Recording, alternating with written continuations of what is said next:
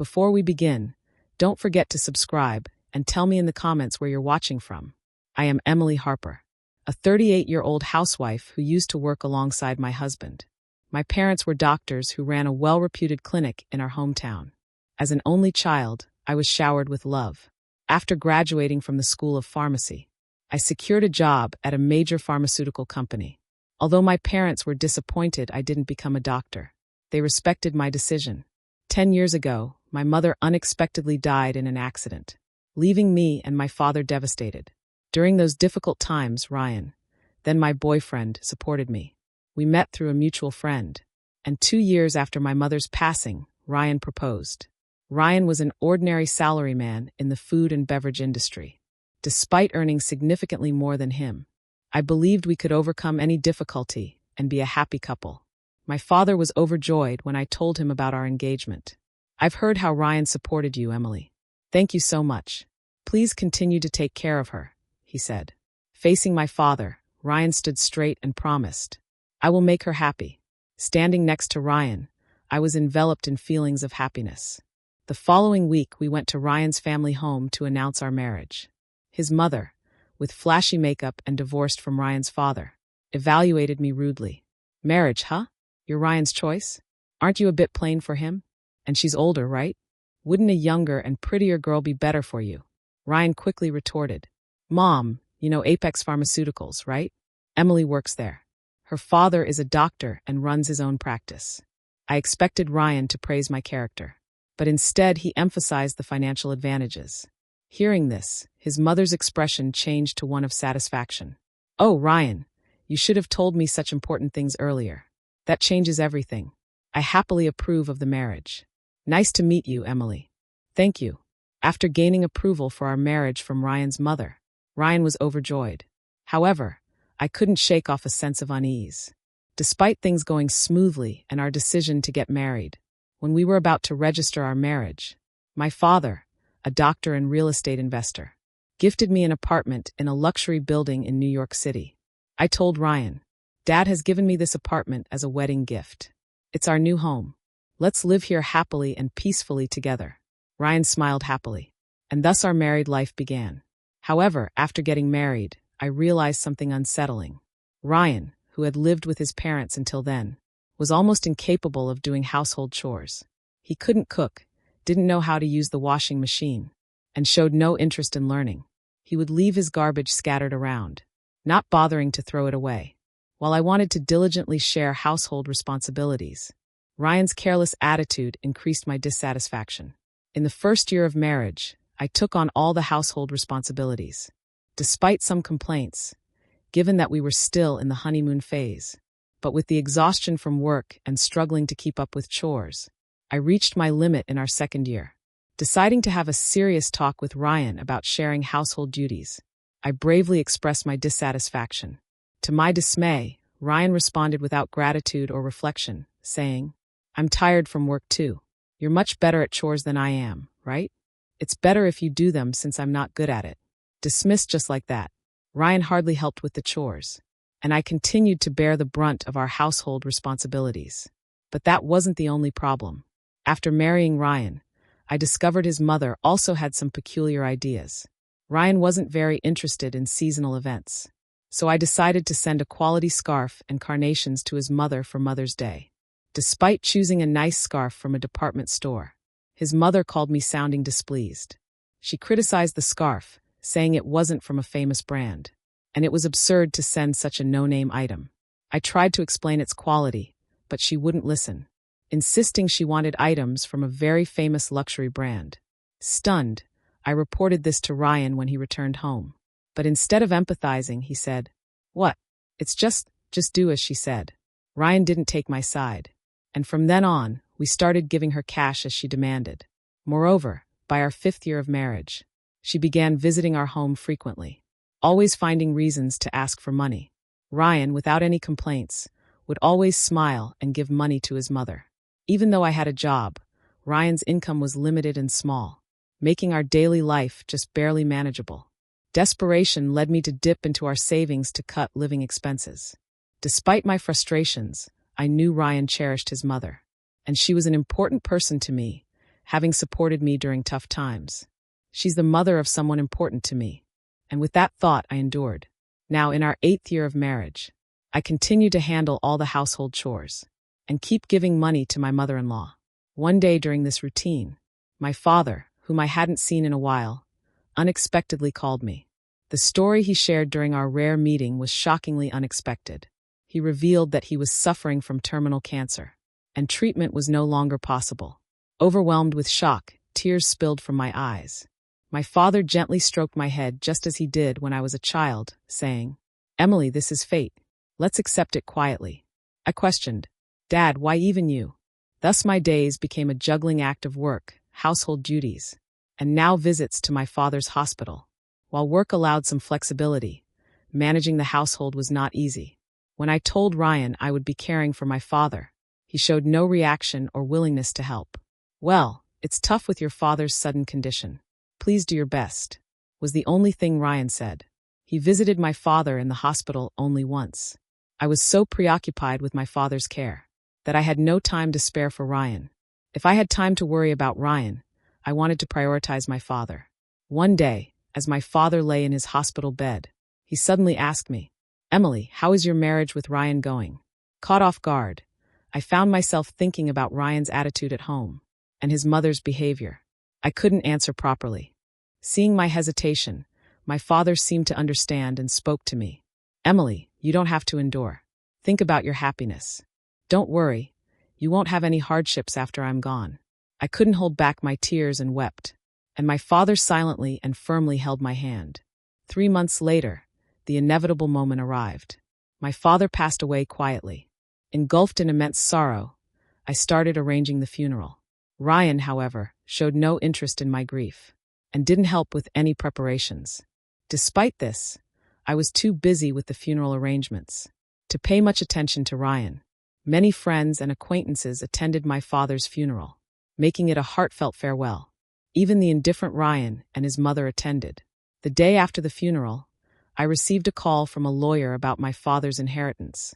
I arranged a meeting with the lawyer and listened to the explanation. The information was all new and quite surprising.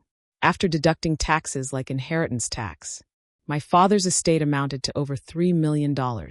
He had not only earned income as a doctor, but also made real estate investments, leaving behind such a vast fortune, all of it to be inherited by me, his only daughter.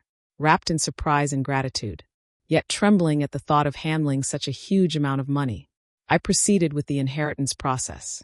After returning home, I spread out the documents received from the lawyer on my desk. Reading through them, exhaustion overwhelmed me, and I ended up dozing off on the sofa for a short while. When I awoke, I heard the cheerful voices of Ryan and his mother from afar. "Huh, Ryan and mother too. When did you come?" As I spoke, Ryan approached me with a beaming smile, saying, "Yes, Emily, well done." "Huh, why? What?" Confused by his sudden excitement, I noticed the documents in Ryan's hand. They were the inheritance papers. I had received it from the lawyer. "Wait, don't just read those without asking." Shocked and angry at Ryan for looking through the documents without permission, I raised my voice at him. However, my mother-in-law, unconcerned, happily chimed in. "Wow, an inheritance of $3 million? Isn't that amazing? Now we can live comfortably for the rest of our lives." Confused, I couldn't understand why my mother-in-law suddenly said that. Then Ryan turned serious and continued, "By the way, about this $3 million, I decided that it will be split between me and my mom." It was right after my father's funeral. Ryan, having looked at the documents related to the inheritance I was supposed to receive without permission, said to me, "Emily, don't be too greedy. Oh, now I can finally quit my job. I have to thank that doddering old man." "Doddering old man? Are you talking about my dad?" I accidentally said it out loud. "Well, anyway, let's proceed with the inheritance process and get the money into our joint account as soon as possible." Ignoring my confusion over this sudden turn of events, Ryan and my mother-in-law were excitedly talking about buying a new car and shopping. At that moment, I couldn't hold back my emotions any longer. I was on the verge of exploding, being burdened with household chores, asked for money, and to top it off, they insulted my father. While holding back my anger, I replied with a forced smile, "Sure, use the money, you and my mother-in-law, please. As you wish." Hearing this, my mother-in-law, seemingly satisfied, said cheerfully, "That's the spirit, Emily. Quick to agree. Now make sure you work hard and earn money. I don't want our savings to decrease, so work hard." I just nodded and pretended to listen to her selfish words. Afterward, Ryan and my mother-in-law began living as if they had lost their minds, consuming money lavishly. Ryan quickly quit his job, and my mother-in-law practically moved in with us, staying at our house constantly. They would leave in the morning, returning with luxury brand items they had splurged on. The 3-star restaurant we went to today wasn't as great as I expected. Yes, it was a bit underwhelming for us, the sophisticated ones. They had conversations as if they had become wealthy celebrities, while dumping all the housework on me as if I were a maid. Ryan seemed to think my father's inheritance would come through immediately. He carelessly withdrew money from our joint account, and my savings of $100,000 dwindled rapidly. When I protested their excessive spending, Ryan just laughed it off. "Huh, what are you talking about? Isn't $3 million coming soon? Then this kind of spending is no big deal." I warned him. I've already stopped it. But Ryan completely ignored me. Then a month later, Ryan and my mother-in-law suddenly left for a trip to Hawaii. I wasn't invited and was left alone at home. After seeing them off, I decided to take action. About a week later, while I was relaxing at home, I heard loud knocks on the door. Wondering what was happening, I glanced at the intercom monitor and saw Ryan and my mother-in-law, both dressed in aloha shirts, standing at the front door. What do you want?" I asked calmly and coldly.